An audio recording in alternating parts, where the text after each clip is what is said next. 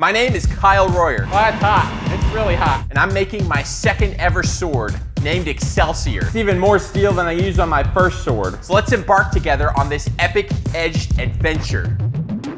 In this video, we're gonna finish fitting Excelsior's guard and then make a front spacer and get the interior mammoth ivory handle all fit up. And then to finish it out, we're gonna get some threads on the tang so we can start assembling the handle.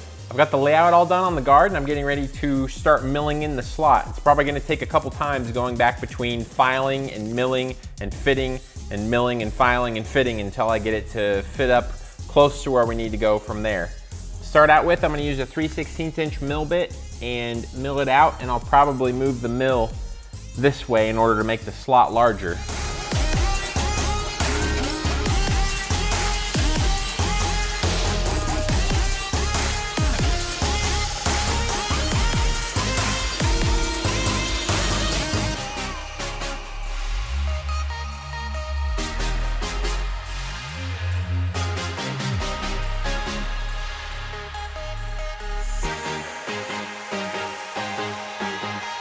I've been fitting this guard for a while now, and I think I'm closing in on it, getting closer and closer. It's fitting up nice and tight. I just got done grinding away with my high-speed dental burr, some areas where the metal was hitting.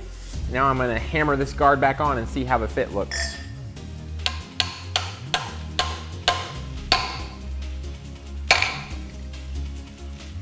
Ow! I felt like it cut wide open, but it didn't cut at all. Ooh, definitely closing in on it.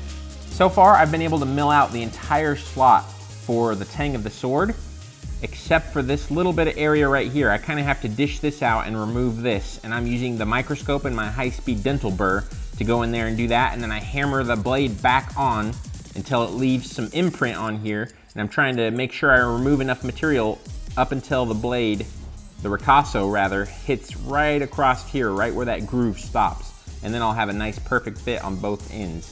As far as the sides go, I've milled those really precisely and they rub right up against the sides of the ricasso, and they're looking super tight so far.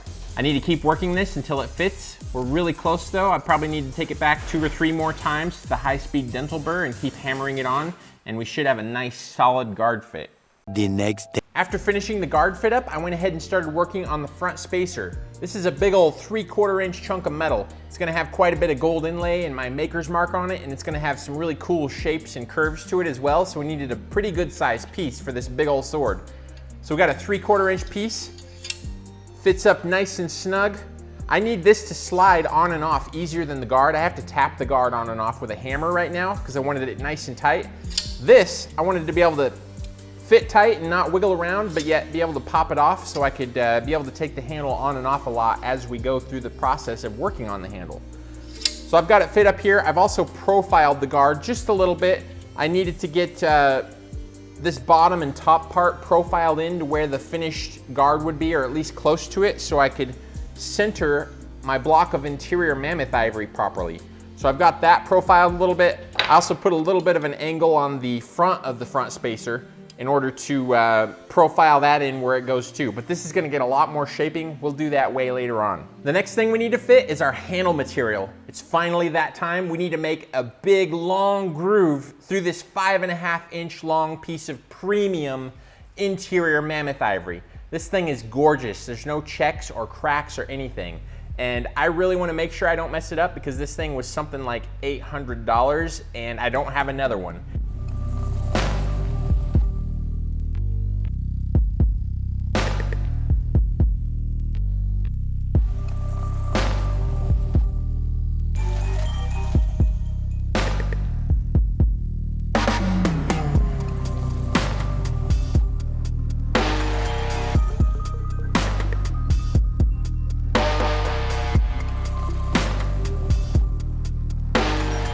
We've got our front spacer fitting and roughly profiled in. We've got our handle material fitting and not profiled in.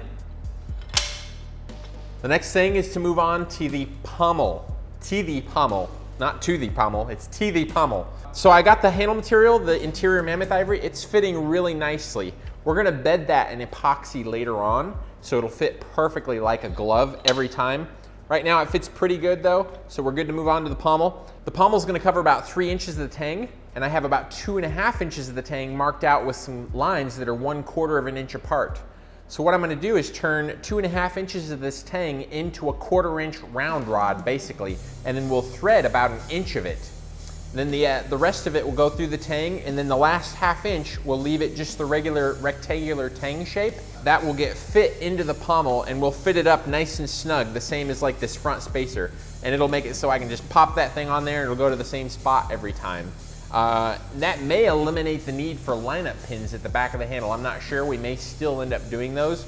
It's a little different fit than I've done before on my other sword, but I just figured it'd be nice to make it go on there and not be able to turn it all, kind of make it lock in place a little bit more, if you will. Let's take this thing over to the grinder and start turning the end of the tang into an actual round rod. Let's take this thing over to the grinder and turn the end of the tang into a 1/4 inch round rod. And then once that's done, we can go ahead and anneal it and soften the steel, because right now it's hardened, so we need to soften it, and then we'll be able to thread it. If you try to thread the hardened steel tang, it won't go well for you. It won't.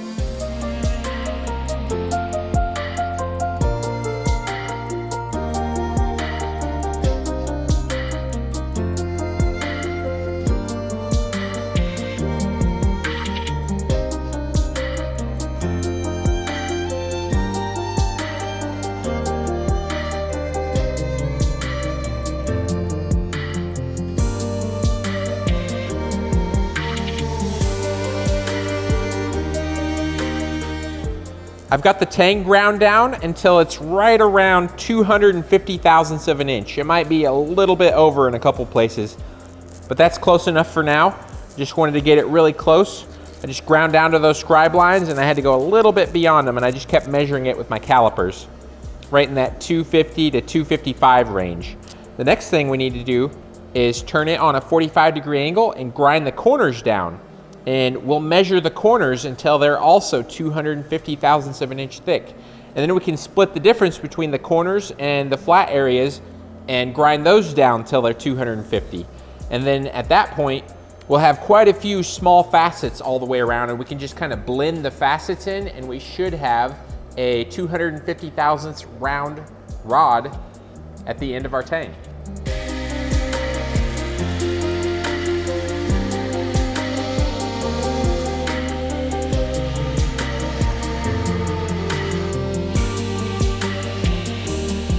I added the 45-degree bevels, and I kept measuring them. Now we're right around 1/4 of an inch. Maybe a little bit under in a couple places, that's fine. Don't really want it over at this point. You can see there it's mostly 1/4 of an inch on all the bevels. So now, I'm just gonna go from a 45-degree bevel to like a 22-degree angle, and I'm gonna split the difference on each one of those bevels, and we'll get pretty close to having a round item at that point. And we can just go in and kind of smooth out all the different corners of the bevels, and we should have a round rod. Round rod.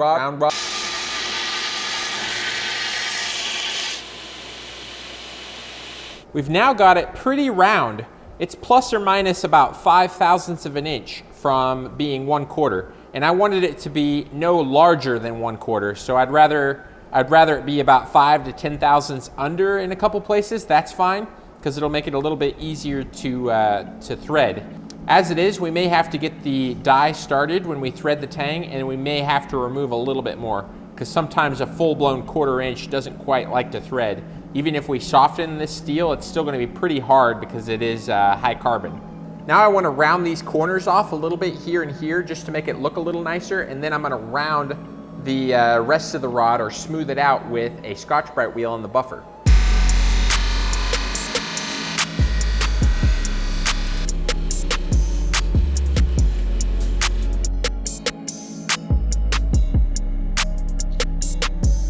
Got the end of the tang looking really nice. The Scotch-Brite wheel cleaned it up and helped smooth out some of those facets that the belt sander left. The next thing we need to do is normalize it. Right now it's hardened, and it's gonna be really, really tough to cut threads in it. So I want to get it softened up quite a bit. We're just going to heat it up till it's lightly glowing and then just let it air cool, and that should soften it a lot.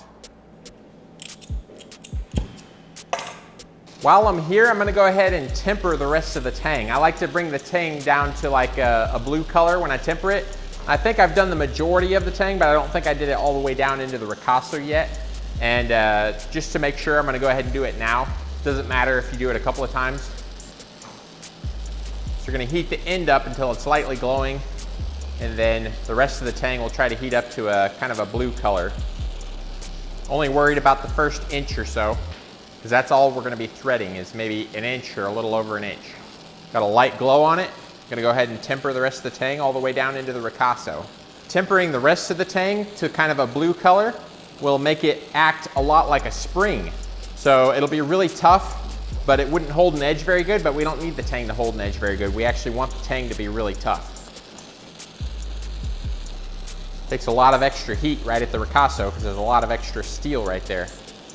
Probably should have cleaned all the oils off of the tang before I did this. It would have been a little easier to see the color. There we go. A nice blue color. We'll let that cool down, and then this should be ready for threading. The tang's fully cooled. I'm gonna Scotch-Brite wheel the end of the tang just to get rid of scale that formed while we were heating it up to normalize it, and then we can start threading the tang.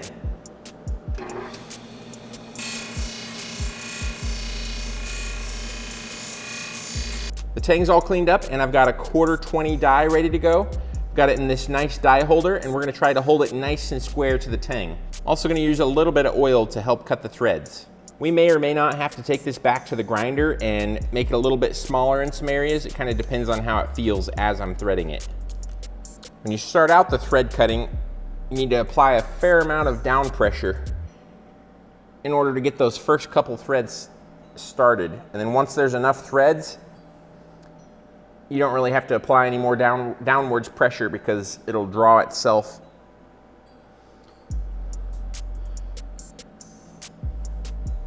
It'll draw itself down as you're cutting the threads on the new threads that you've cut.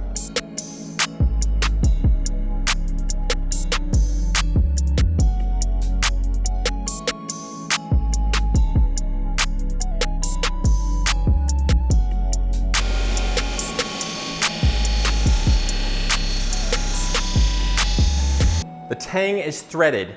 Oh boy, we didn't video it, but I went through a nightmare. After I got the tang threaded, I found some warpage issue. There was a little tiny area like right here that wasn't quite straight, like the ricasso wasn't sitting flat on both sides of my flat surface, so I spent 15 or 20 heats over at the anvil, heating it up, pulling it over a little bit, cooling it off, just heating it up till it was kind of a straw color. I didn't want to get the edge too hot.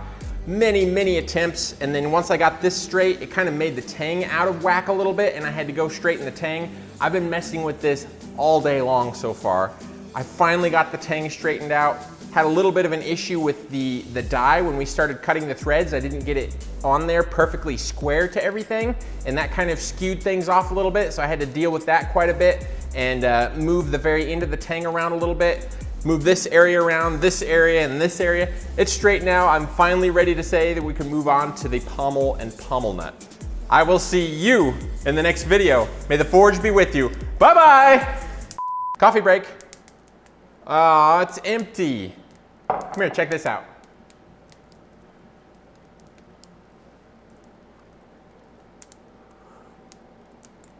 Ooh, that's got a magical flavor. Round rod, round rod.